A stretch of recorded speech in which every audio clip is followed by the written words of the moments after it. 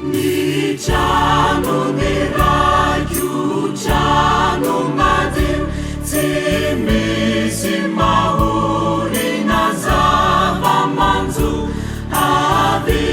ary malahelo ankao mizora fa izy ampiditrana sambatra re zay tonga sambatra re zay tonga faly toko izay tafiditra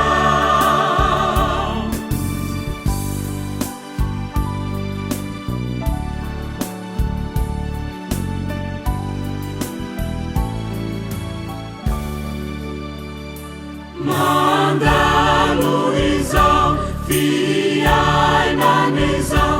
ka aza sondrina aty ianao ny ratsy izay mitaona reseo ny any andanitra no mairy sambatra re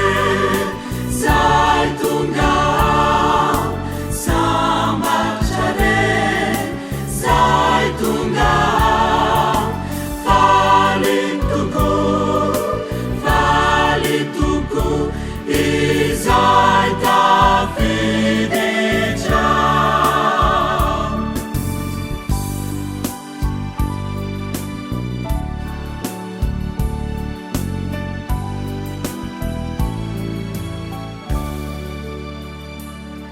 eano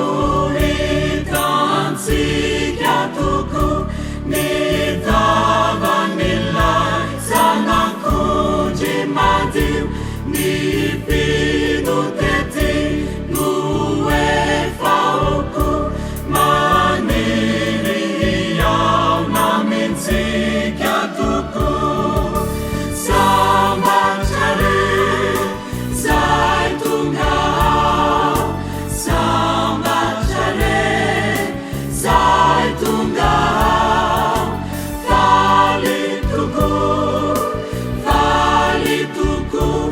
izay tafiditra